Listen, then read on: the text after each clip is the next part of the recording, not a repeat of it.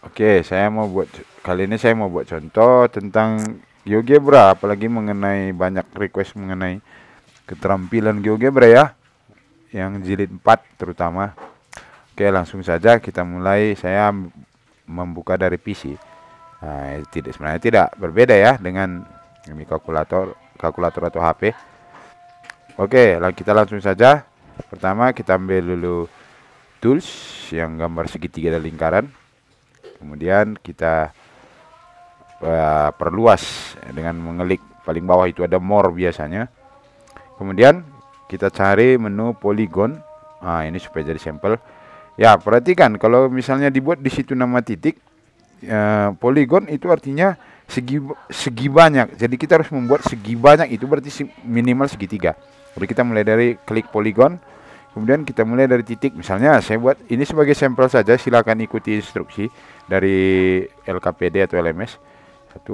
Nah, saya buat sembarangan saja ya, ini supaya jelas.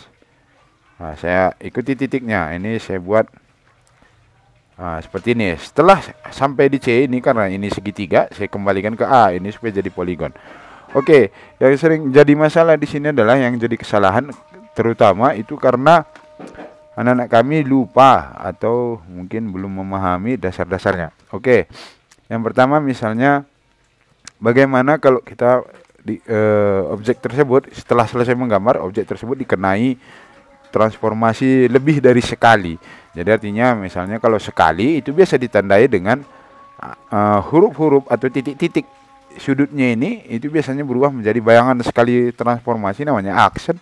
Ketika sudah 2 kali namanya A2 aksen, yang tanda kutip di atas. Nah, itu kalau 3 kali ya 3 aksen, 4 kali 4 aksen, begitu seterusnya sampai berapa kali kita. Tapi bagaimanakah membuatnya itu? Itu bisakah kita buat manual? Bisa, tapi kalau bisa jangan manual ya. Oke, kita mulai dulu. Pertama kita mulai misalnya refleksi. Nah, ini saya mulai dari yang paling pertama, saya cari menu transform. Ini sudah jelas ya.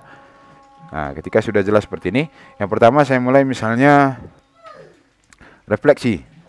Nah, saya ambil refleksi.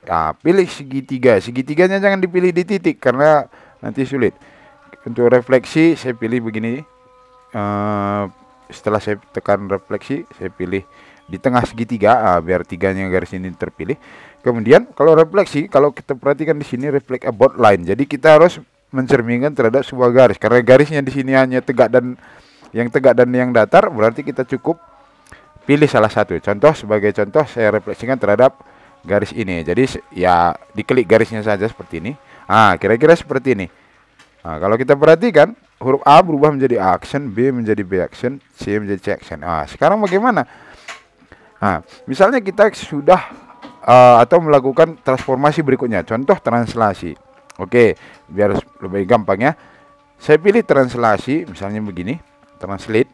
Oke, saya pilih, saya klik lagi di tengah. Sama ya, jangan dipilih di titik dulu. Oke, setelah dipilih di tengah, barulah kita pilih salah satu titik, terserah yang manapun. Perhatikan, saya pilih misalnya titik yang manapun boleh. Tapi kalau yang mempermudah, carilah yang paling terluar gitu ya. Oke, saya pilih titik A. Kemudian nanti muncul tanda panah seperti ini. Kita geser ke, ini translasi artinya kan geser. Kita geser ke mana? Titik A ini. Jadi kita pilih salah satu titik. Misalnya di sini 2 min 2, min 1 atau ke sini ya silakan. Ya sesuaikan dengan soal. Saya pilih misalnya ke sini ya. Oke, ketika saya pilih di sini misalnya 4 minus 1, 4x-nya 1y-nya, saya pilih di titik sini. Dia akan ditarik seperti ini. Artinya bagaimana? Coba kalian perhatikan di sini A aksen berubah menjadi A2 aksen. Kenapa? Karena saya bayangkan adalah karena yang saya transformasikan adalah bayangan yang dari awal. Oke, ini jadi 2 aksen. Berikutnya misalnya kita lakukan rotasi. Ini transformasi ketiga. Jadi sudah 2 kali ya. Rotasi, contoh seperti ini. Saya pilih rotasi, rotate around point. Jadi ini supaya mudah saja. Ini kalau rotate around point, karena cuma satu menunya, berarti kita harus membuat sebuah titik dulu. Ingat, kalau di soal itu rata-rata kan 0,0. Jadi kita buat kembali, kita ke menu atas, kita pilih point, kita klik 0,0 ini sebagai tanda. Ini nanti bisa banyak digunakan untuk transformasi berikutnya. Oke, contoh seperti ini, saya klik jadi titik E dia seperti ini ya. Oke, saya kembali ke bawah, saya mulai ke polygon, bukan polygon, transform. Saya pilih rotate. Sama, ketika sudah saya pilih menu transformasinya rotate seperti ini, saya pilih tengah objek. Ya, kemudian saya pilih, karena ini round point, berarti saya pilih titik acunya. Ya, ingat titik acunya pusat rotasinya 0,0, berarti di sini yang titik E saya buat barusan. Oke, saya pilih di sini. Ini kan diminta sudut. Oke, mungkin di sini ada beberapa simbol. Kalau misalnya ini, kalau yang pertama counterclockwise ini biasa disingkat CCW, atau ini artinya berlawanan arah jarum jam. Clockwise biasa disingkat CW, itu artinya searah jarum jam. Jadi lihat jarum jam, oke, kira-kira begitulah cara berputarnya. Oke, saya pilih misalnya angle 90 ya, ini supaya mudah saja, dan saya pilih clockwise. Kemudian saya pilih oke. Ini artinya ini diputar sebanyak 90 derajat. Oke, yang terakhir dilatasi. Dilatasi bagaimana? Tetap sama. Coba kalian perhatikan, ini sudah menjadi triple action gitu ya. Dia tidak menjadi dua action. Karena kenapa yang saya lakukan adalah bayangan yang kedua. Jadi dia menambah tanda lambang action itu sebagai bukti bahwa dia sebagai bayangan. Oke, yang berikutnya mungkin transformasi keempat yaitu dilatasi. Itu juga sama karena ini cuma dilatasi dari poin. Oke, saya pilih dilatasi. Saya pilih di tengah objek yang ketiga, jangan yang pertama karena nanti yang dilatasi objek pertama. Jadi yang kita dilatasi berikutnya adalah bayangan terakhir. Oke, saya pilih dilatasi, saya pilih tengah objek. Itu pilihlah salah satu titik. Ya, itu biasanya pusat dilatasi juga 0,0. Tentukan faktor berapakah yang diminta di soal. Itu misalnya -3 ya, atau minus setengah atau setengah, itu terserah ya. Saya pilih misalnya -2 sebagai contoh. Oke, saya pilih oke. Ini dia yang terjadi. Kita perhatikan di sini, karena saya pilih 0,0, dia pasti mengarah. Apa artinya dilatasi 2 kali? Kalau coba kalian perhatikan, misalnya saya pilih titik B. Coba lihat titik B.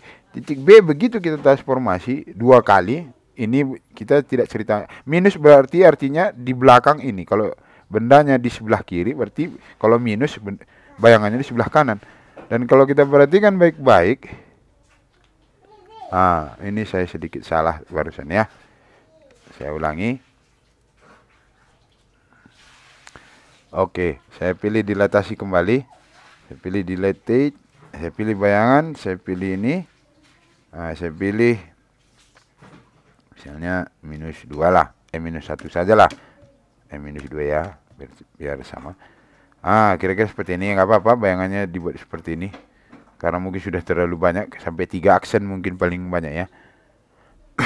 Kalau kita perhatikan di sini, minus berarti kalau misalnya lihat titik acunya kan E atau titik 0,0.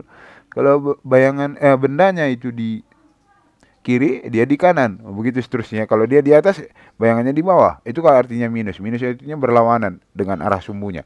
Baru yang kedua, -2 artinya dia berjarak 2 kali dari titik yang kita maksud. Ya, kira-kira seperti ini.